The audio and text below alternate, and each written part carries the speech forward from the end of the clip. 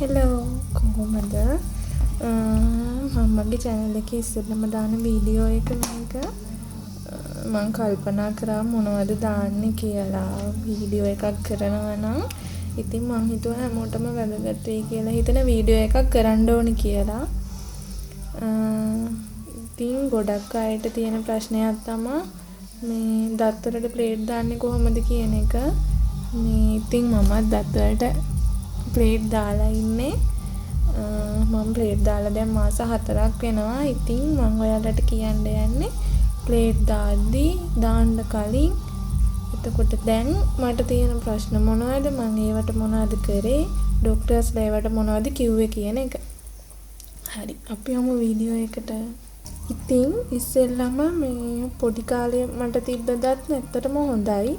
ඒ කියන්නේ කිරි දත් කියන්නේ ඒ දත් ඇත්තටම පිළිවෙලට හරියට පිහිටලා තිබ්බා.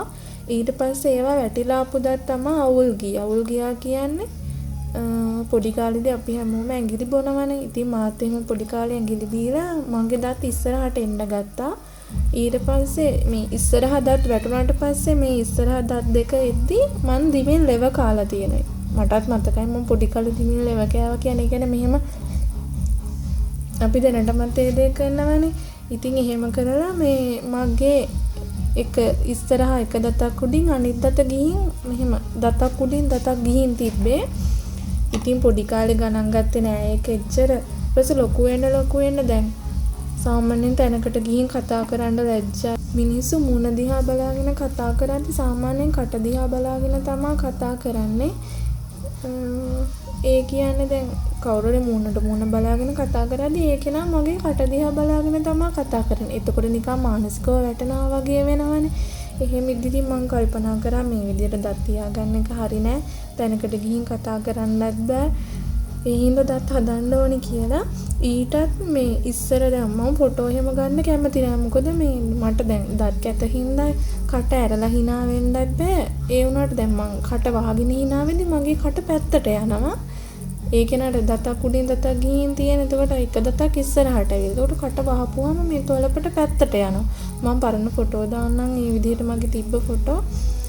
මේ ඒ හින්දාදී මම කල්පනා කරා ප්ලේට් දාන්න ඕනි කියලා. ඊට පස්සේ ඒ ලෙවල් වලින් පස්සේ මේ අර ඒ ලෙවල් වලින් පස්සේ මේ මම ගියා අපේ ටවුන් එකේ ප්‍රසිද්ධ ડોක්ටර් කෙනෙක් ඉන්නවා. ගොඩක් අය එයාගෙන් දහනවා. එයා හොඳයි කියලා කිව්ව හින්දා මමත් ගියා ඉතින් බලන්න ડોක්ටර් කෝලිත සිටි ඩෙන්ටල් එකේ. මම දාන්නම් එයාගේ contact numbers එයාගේ contact number එක මම ඔයාලට දාන්නම්. මම දන්න තරමින් නම් මාතලේ තියෙන්නේ ආය කොළඹ පැත්තේ වගේ ඇති. එහෙම මම වැඩිය දන්නේ නැහැ. මම දාන්නම් ඒ contact number එක. ඉතින් මං එතෙන්ට ගියාට පස්සේ එයාලා කිව්වේ මේ මගේ මේ කටේ හැමතැනින්ම වගේ දත් තියෙනවා. ඒ කියන්නේ දත් වැඩි මට මේ ගොඩාක් දත් එනවා. තවටත් දත් එනවා මගේ. මේ ඒ හින්දා ඒ වැඩි දත් ගලවන්න ඕනේ කිව්වා. මගේ කිරි දතුත් තිබ්බා මේ වෙනකම්ම දැන් අවුරුදු 20ක් වෙනවා. තාම මේ කිරි දත් තියෙනවා. ඉතින් ඒ හින්දා ඒවත් අයින් කරන්න ඕනේ කියලා කිව්වා. ඒවා දිරලා කියලා. ඉතින් ඒවත් අයින් කරන්න ඕනි කිව්වා. ඊට පස්සේ වැඩි දත් ගලවන්න ඕනි කියලා කිව්වා. ඒ කියන්නේ දැන් අපි ප්ලේට් දානවා නම් මේ දත් පිටිපස්සට යන ඉඩ තියෙන්න ඕනි.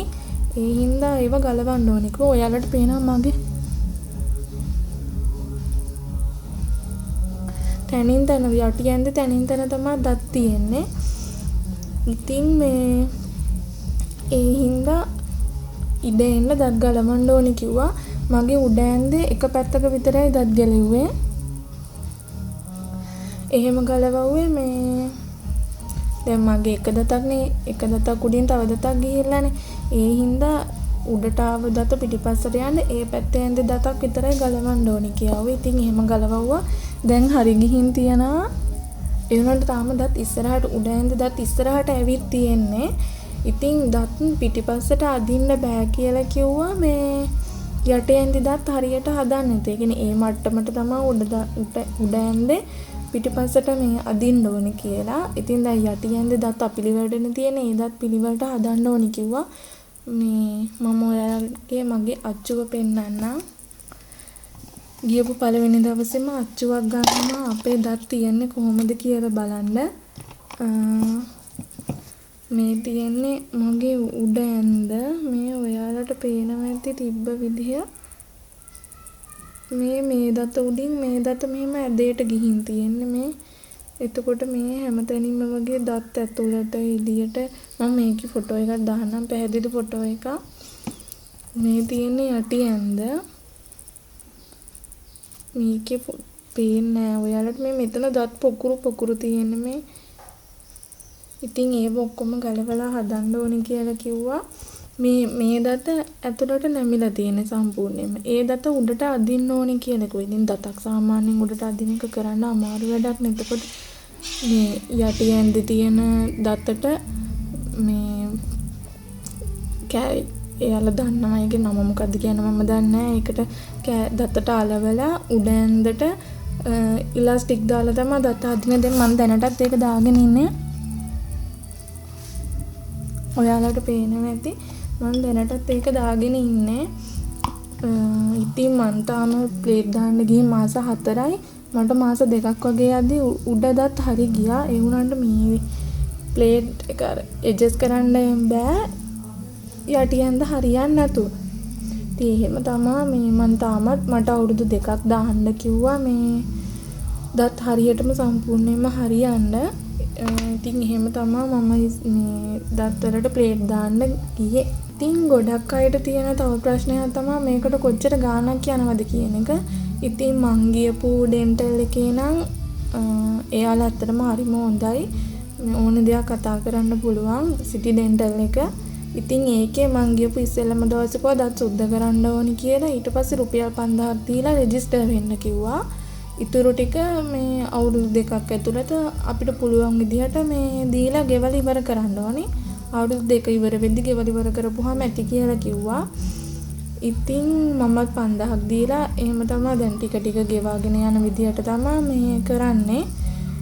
ඊට පස්සේ ඉස්සෙල්ලම දැන් අපි දත් ඔක්කොම බලලා දත් ගලවලා ඕව ඔක්කොම ඉවර වුණාට පස්සේ මේ අමතරව නෙවෙයි කියන්නේ රුපියල් 20000ක් එකවර දෙන්න ඕනේ අපේ ප්ලේට් එක දාන දවසට.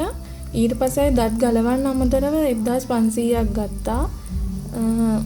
ඒ වගේ තමයි ඉස්සරහට තව කොහොම අමතරව ගාණක් යයිද කියන්න දන්නේ නැහැ. ඒ වගේ තමයි ඉතින් අපිට දත් අතා ගන්න ඕන නම් වියදමක් කරන්න ඕනේ.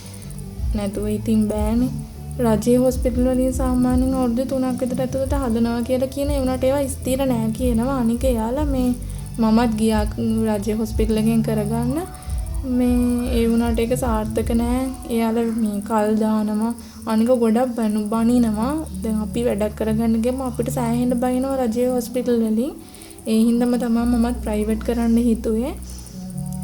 ඉතින් ඇත්තටම ප්‍රයිවට් කරන එක හොඳයි. අපිටත් පහසුයි. අපිට කැමති දවසක යන්න පුළුවන්. අපිට ඕනි දෙයක් කතා කරන්න පුළුවන් ડોක්ටර් එක්ක. තව ආයෙත් තියෙන ප්‍රශ්නයක් තමයි ප්ලේට් දාපුවාම ගොඩක් අමාරුද කතා කරන්න බැයිද කන්න බැයිද.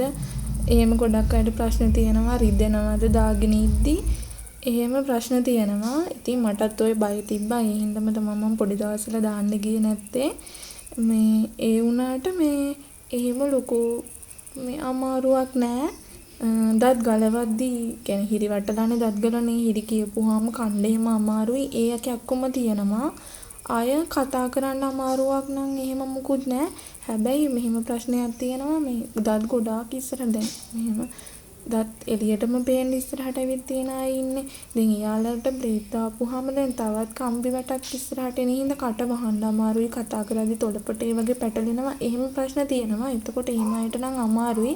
දැන් මගේ එහෙම ගොඩක් ඉස්සරහට ඇවිත් නැති හින්දා මට ඒ ප්‍රශ්න නෑ.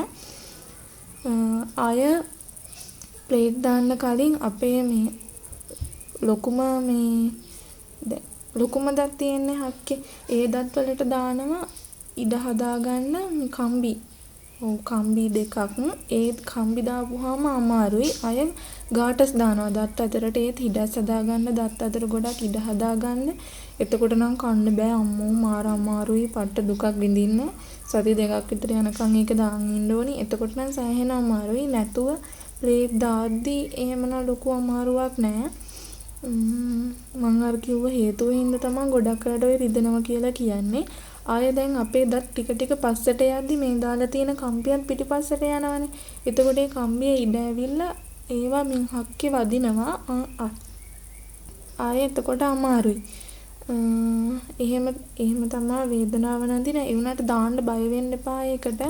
අපි ඒවා සති දෙකකින් දෙකට වගේ ගිහිල්ලා ඇඩ්ජස්ට් කරනවා, කපනවා ඒ කම්බි හින්දා ඒ අමාරුව වැඩි දැනෙන්නේ නැහැ. මට නම් ඒ වේදනාවට වැඩිය අර මිනිස්සුත් එක්ක එහෙම ඉදියට hina වෙන්න බෑ. මේ කතා කරන්න බෑ කාත් එක්කවත් තැනකට යන්න බෑ. අර ඒ වේදනාව වැඩි හින්දා මට මේ එහෙම කටට දැනෙන වේදනාව එච්චර ගානක් නෑ. මේ ඉතින් ඔයාලත් බය වෙන්න එපා. මේ ප්ලේට් දාගන්න ගිහිල්ලා කිසි දෙයකට බය වෙන්න එපා.